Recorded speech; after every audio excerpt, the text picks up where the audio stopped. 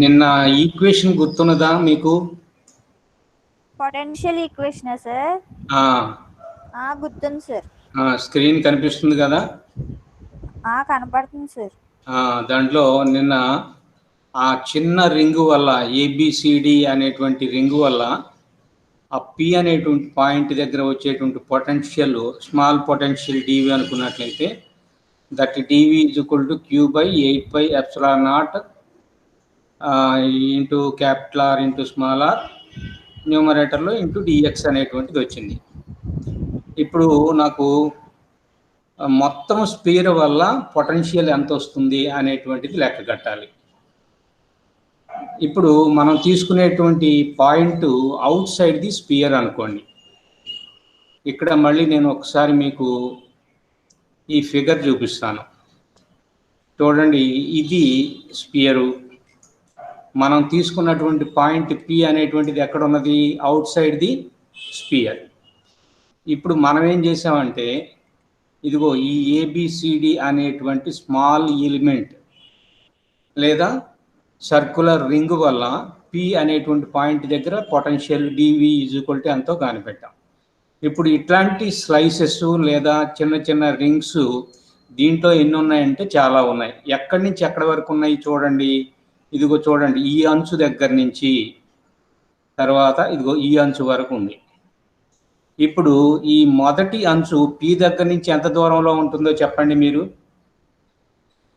మీరే చెప్పాలి. పి దగ్గర నుంచి ఈ రైట్ ఎడ్జ్ ఉంది కదా, స్పియర్ యొక్క రైట్ ఎడ్జ్, ఈ రైట్ ఎడ్జ్ ఎంత దూరంలో ఉన్నది?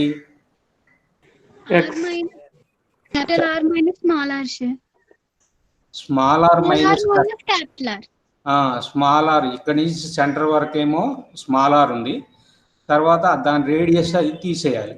కాబట్టి లోయర్ లిమిట్ ఏమవుతుందంటే small r minus capital are అవుతుంది.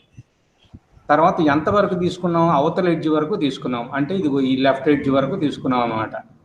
ఈ లెఫ్ట్ ఎడ్జ్ వరకు కనుక తీసుకున్నట్లయితే ఈ లెఫ్ట్ ఎడ్జ్ పి దగ్గర నుంచి ఎంత దూరంలో ఉన్నది చెప్పండి. ఇదిగో ఇక్కడి నుంచి ఇదిగో ఇంతవరకు ఎంత దూరం ఉంటుంది? Capital are plus small r sir. అంతే, small r plus capital are అంటే ఒకే రకంగా రాద్దాం. కాబట్టి మనం తీసుకునేటువంటి దాంట్లో ఆ లోయర్ లిమిట్ ఎంత అవుతుందంటే small r minus capital are అవుతుంది. అప్పర్ లిమిట్ కనుక తీసుకున్నట్లయితే అప్పర్ లిమిట్ అనేటువంటిది ఏమవుతుందంటే small r plus capital R. అవునా? అంతవరకు అర్థమైందా యశస్శ్రీ? అర్థమైంది సార్. కాబట్టి మనం ఇంటిగ్రేషన్ చేసేటప్పుడు ఇప్పుడు లోయర్ లిమిట్ ఏం తీసుకోవాలి? R minus capital r. Upper limit ఏం తీసుకోవాలి? Small r plus capital r. అంతే. అలా తీసుకుంటే ఇదిగో చూడండి, the potential due to the total charge on the sphere v is equal to integral dv. Integration limits చూడండి, ఇక్కడ small r minus capital r to small r plus capital r. కానీ dv is equal to ఎంత అని తెలుసు మనకి? Q by 8πε0 capital are into small r into numerator మీద మళ్ళీ ఏమున్నది? డిఎక్స్ ఉన్నది. ఇక్కడ small r constant, capital r constant, q constant, 8πε0 constant, ఇవన్నీ కూడా కాన్స్టెంట్లే.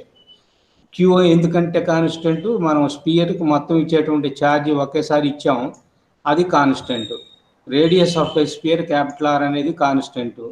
తర్వాత distance between the centre of the sphere and the point where the potential is to be measured, ఆ point వరకు ఉండేటువంటి దూరం కూడా స్మాల్ ఆర్ అవుతుంది, అది కాన్స్టెంట్. కాబట్టి డిఎక్స్ తప్ప మిగిలిందంతా కూడా కాన్స్టెంట్ అవుతుంది. కాబట్టి q by 8πε0 into small r into capital are అనేది బయటకు తీస్తే ఇంటిగ్రల్ డిఎక్స్ అనేటువంటిది మిగిలింది.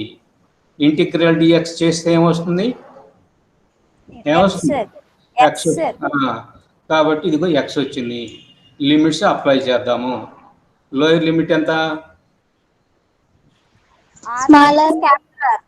Small r minus capital r. Upper limit ఏమో small r plus capital r. ఇదిగో ఇక్కడ అప్లై చేస్తున్నాను. Small r plus capital are minus of small r minus capital are అంటే minus small r minus of minus plus capital are అవుతుంది. ఇప్పుడు ఈ రెండిట్లో ఏమి క్యాన్సిల్ అయిపోయినాయి చూడండి. ఇక్కడ ప్లస్ స్మాల్ ఆర్ ఉంది, ఇక్కడేమో మైనస్ స్మాల్ ఆర్ ఉంది. ఇవి రెండు ఒకదానికొకటి ఏమైపోయినాయి? క్యాన్సిల్ అయిపోయినాయి. ఇంకా ఇక్కడ ఏం మిగిలింది? Capital are plus capital are అంటే 2 క్యాపిటల్ ఆర్ అనేటువంటిది మిగిలింది. ఓకేనా?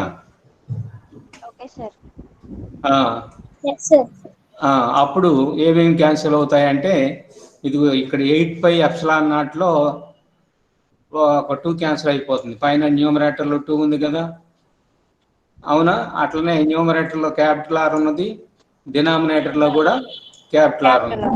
ఇవి రెండు క్యాన్సిల్ అయిపోతున్నాయి. ఇంకా ఏం మిగిలింది? డినామినేటర్లో స్మాల్ ఆర్ మిగిలింది, 1/4πε0 మిగిలింది, అవునా? అప్పుడు ఫైనల్గా మనకి ఏ ఈక్వేషన్ వచ్చింది? v = 1/4πε0 into q/r. ఈ ఈక్వేషన్ దేన్ని పోలి ఉన్నది చెప్పండి?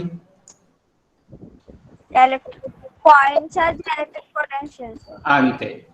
పాయింట్ ఛార్జ్ వల్ల ఎలక్ట్రిక్ పొటెన్షియల్కి ఏ సమీకరణం వచ్చిందో స్పియర్ యొక్క బయట ఉండేటువంటి బిందువు దగ్గర కూడా ఛార్జ్డ్ స్పియర్ కనుక అయినట్లయితే, అది కండక్టింగ్ స్పియర్ కనుక అయినట్లయితే, ఆ పాయింట్ దగ్గర ఉండేటువంటి పొటెన్షియల్ కూడా 1/4πε0 ఇంటూ q/r అనేటువంటిది వస్తుంది.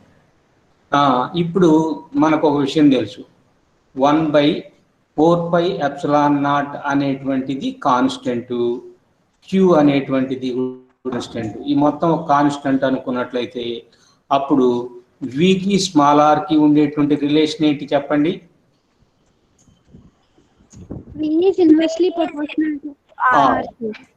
Are directly proportional to 1/r. కాబట్టి 1/r అనేటువంటి దానికి అనులోమానుపాతంలోను, ఆర్ అనేటువంటి దానికి విలోమానుపాతంలోనూ ఉంటుంది. మీరు ఇక్కడ ఒక చిన్న విషయం మీరు గుర్తు తెచ్చుకోవాలి. Electric field intensity E is directly proportional to ఏమన్నాం అక్కడ? 1/r² కదా. ఇక్కడ ఒక ఆర్ తగ్గిపోయింది.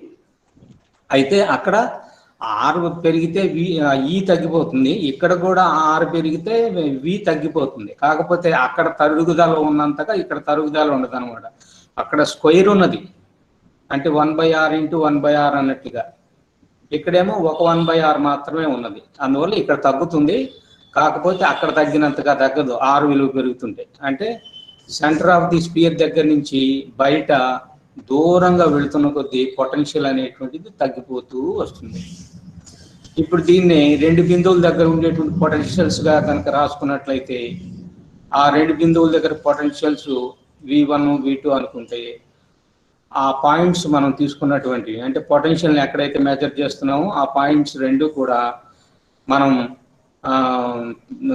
సెంటర్ నుంచి ఉండేటువంటి దూరాలు R1 R2 అనుకున్నట్లయితే V1/V2 = R2/R1, R2/R1 అనేటువంటిది వస్తుంది.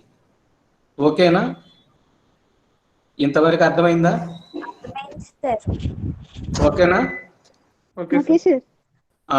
ఏం బాబ్జీ, నీకు కూడా ఎక్కుతుందా బుర్రకి? ఇవాళ వచ్చావు మరి నువ్వు. తర్వాత ఇప్పుడు కేసు 1 అయిపోయింది. కేసు 2 ఏం చెప్పాలి అంటే, బయట బిందువుని తీసుకున్నాము, దానికి ఎంత లెక్క కట్టాము, అది 1/4πε0 ఇంటూ q/r అనేది వచ్చింది. తర్వాత సర్ఫేస్ మీద కనుక తీసుకున్నట్లయితే అంటే ఉపరితలం మీద తీసుకోవడం అంటే ఎక్కడ తీసుకున్నట్టు లెక్క?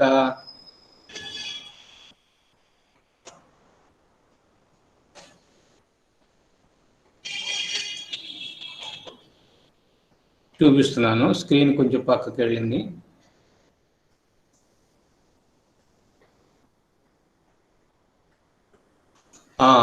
బయట అంటే ఈ బిందువు అయినా కావచ్చు, లేదా ఈ బిందువు అయినా కావచ్చు, లేదా ఈ బిందువు అయినా కావచ్చు. కానీ ఆన్ ది సర్ఫేస్ అంటే ఈ పీ పాయింట్ వచ్చేసి ఎక్కడ ఉంటుంది, ఇదిగో ఇక్కడ ఉంటుంది. అప్పుడు small r is equal to ఎంత అవుతుంది చెప్పండి. Small r is equal to capital R అయిపోతుంది. అప్పుడు 1/4πε0 ఇంటూ క్యూ బై స్మాల్ ఆర్కి బదులుగా క్యూ బై క్యాపిటల్ ఆర్ రాస్తే సరిపోతుంది. అవునా?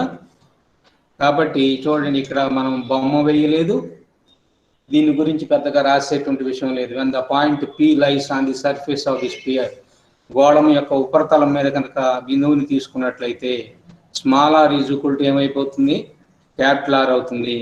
Then we can write capital r instead of small are.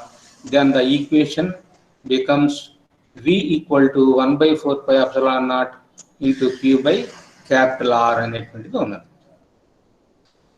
ఇది సెకండ్ కేసు, ఇంతటితో అయిపోయింది. ఇప్పుడు కేస్ 3. కేస్ 3 అంటే ఏమిటి చెప్పండి?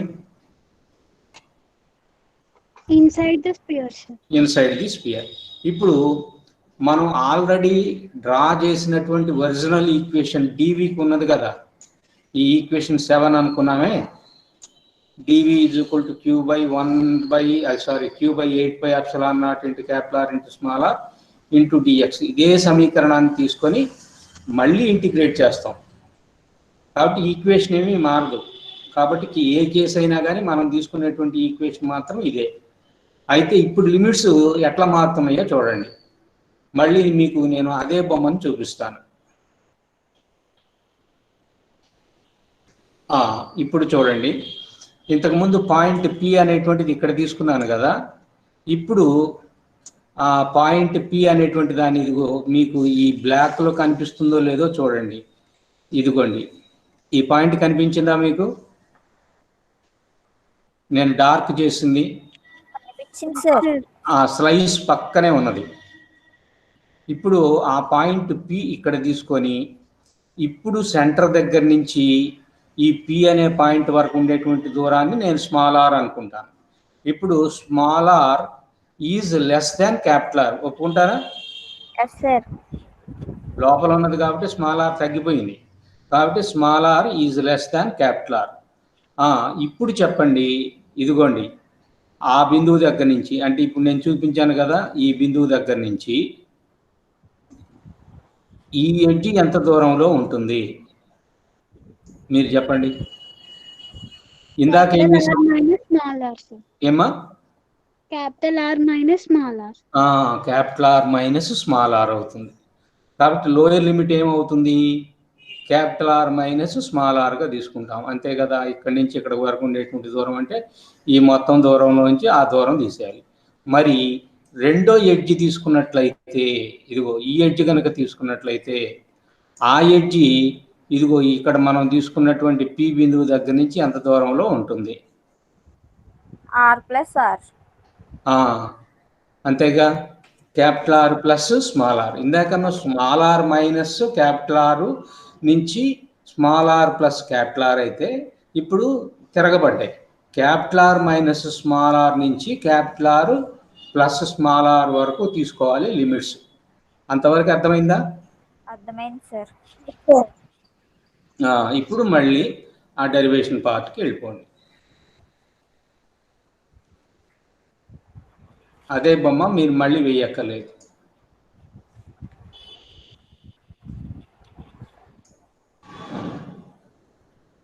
ఇదిగో చూడండి, potential inside the sphere when the point p lies on the surface of the sphere. Sorry, lies on కాదు, ఇన్సైడ్ ది స్పియర్ అందాం. The integration limits changes from, ఇక్కడ కూడా కొంచెం తిరగబడ్డట్టుంది కదా, capital are minus small r to capital are plus small r, అదే కదా అనుకున్నది మనం.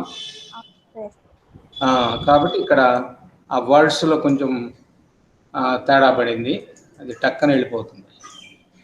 ఇక్కడ చూడండి, ఇక్కడ చూస్తే చూడండి, ఇంటిగ్రల్ డివి లిమిట్స్ చూడండి, capital are minus small r to capital are plus small r. dv is equal to q by 8πε0 into small r into capital are into d x వచ్చింది. ఇవన్నీ కాన్స్టెంట్స్, ఇవన్నీ మళ్ళీ బయటకు రాసేస్తాం. అప్పుడు integral d x is equal to x అయిపోతుంది. Limits apply చేస్తాం. ఇదిగో చూడండి, integral d x is equal to ఏమైంది, ఎక్స్ అయిపోయింది. లిమిట్స్ ఏమిటివి చూడండి, r minus r to are plus capital r. ముందు అప్పర్ లిమిట్ అప్లై చేస్తే capital are plus small r minus of lower limit అంటే minus capital are minus of minus small r అంటే plus r. ఇప్పుడు ఇందాకైతే small ఆర్లు cancel అయిపోయినాయి. ఇప్పుడు ఏం cancel అవుతుంది, ఒక క్యాపిటల్ ఆర్కి ఇంకొక క్యాపిటల్ ఆర్కి ఒకటి ప్లస్ ఒకటి మైనస్ ఉన్నది, ఇవి రెండు క్యాన్సిల్ అయిపోయినాయి. అప్పుడు మనకు మిగిలింది ఏమొచ్చింది, ఇక్కడ small r plus small r is equal to 2r వచ్చింది. ఓకేనా?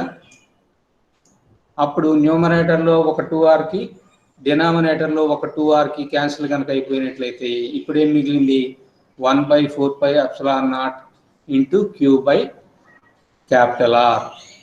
ఓకేనా? Okay sir. ఇప్పుడు ఈ ఈక్వేషన్ ఏ ఈక్వేషన్ లాగా ఉన్నది, ఇందాక స్పియర్ అని చెప్పారు కదా సార్. సర్ఫేస్ మీద ఏ ఈక్వేషన్ వచ్చిందో లోపల కూడా అది వచ్చింది కదా. అవును సార్. కాబట్టి ఇక్కడ స్మాల్ ఆర్ మీద డిపెండ్ అయ్యిందా వి వాల్యూ? లేదు సార్, డిపెండ్ కాలేదు. కాబట్టి స్మాల్ ఆర్ ఎంతైనా పర్వాలేదు. అంటే నువ్వు చూడండి, ఇదిగో ఇక్కడ తీసుకున్నా, అవునా, ఇక్కడ తీసుకున్నా, ఇక్కడ తీసుకున్నా, ఇదిగో ఇక్కడ తీసుకున్నా, అసలు సెంటర్లో తీసుకున్నా, ఈ విలువ ఎంత అవుతుందంటే 1/4πε0 into q by capital are అవుతుంది.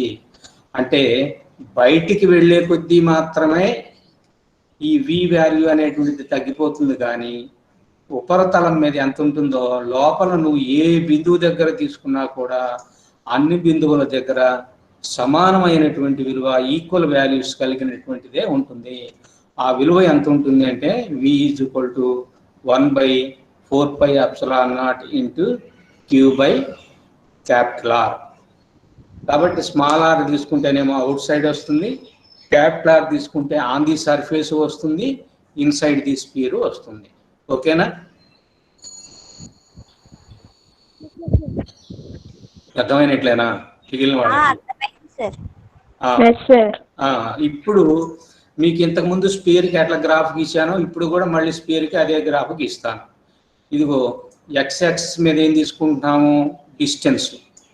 డిస్టెన్స్ అంటే మనం తీసుకునేటువంటి పాయింట్ దగ్గర నుంచి స్పియర్ యొక్క సెంటర్ వరకు ఉండేటువంటి దూరం. ఓకేనా? తర్వాత వై యాక్సిస్ మీద పొటెన్షియల్ ఎంత వచ్చింది అనేటువంటిది తీసుకుంటున్నాం. తీసుకుంటే ఇక్కడేమో ఊరక స్పియర్ బొమ్మ వేసాం, ఊరక చూపించడానికి. అంతే, దీనివల్ల ఉపయోగం ఏమి లేదు మనకి. ఎప్పుడు కూడా చూడండి, అక్కడే చెప్పాను ఇక్కడే చెప్తున్నాను. ఇదిగో ఎక్స్ యాక్సిస్ వై యాక్సిస్ తీసుకుంటే గ్రాఫ్ ఇంతవరకు ఉంటే చాలు. ఈ గీతలు ఏమిటంటే ఆ క్యాపిటల్ ఆర్ని రిప్రజెంట్ చేయడానికి డాటెడ్ లైన్ గీశాడు. అట్లనే ఇక్కడ క్యాపిటల్ ఆర్, అంతే కదా. ఈ సెంటర్ దగ్గర నుంచి ఇక్కడ వరకు ఉండేటువంటి దూరం క్యాపిటల్ ఆర్ అవుతుంది. అందువల్ల ఈ క్యాపిటల్ ఆర్ డిస్టెన్స్ను సూచించడానికి మాత్రమే వాడు ఈ డాటెడ్ లైన్ గీచాడు అనమాట. కాబట్టి స్పియర్ లోపల స్పియర్ యొక్క సర్ఫేస్ మీద కూడా ఎలా ఉంది, సమానంగా ఉంది. కాబట్టి r value, small r value మారుతున్నప్పటికీ వి వాల్యూ మారలేదు. So it gives a horizontal straight line within the sphere. Sphere లోపల ఉండేటువంటి పొటెన్షియల్ స్థిరంగా ఉంటుంది. కాబట్టి వి వాల్యూ స్థిరంగా ఉన్నదంటే అర్థం ఏమిటంటే ఇక్కడి నుంచి ఇక్కడికి వచ్చేంత వరకు కూడా, అంటే స్పియర్ యొక్క లోపల ఒక అంచు దగ్గర నుంచి ఇంకొక అంచు వరకు ఎక్కడ చూసుకున్నా కూడా పొటెన్షియల్ ఒకే విధంగా ఉంటుంది. తర్వాత ఉపరితలాన్ని దాటి బయటికి వెళితే చూడండి, ఇది దీనికి రిలేషన్ ఏమున్నది అంటే వి is directly proportional to 1/r. కాబట్టి ఇది ఇలాగ గ్రాడ్యువల్గా తగ్గుతున్నారు. ఇంతకుముందు పొటెన్షియల్కి తీసుకున్నదేమో ర్యాపిడ్గా తగ్గింది, అంటే ఇంతకంటే తొందరగా తగ్గుతుంది.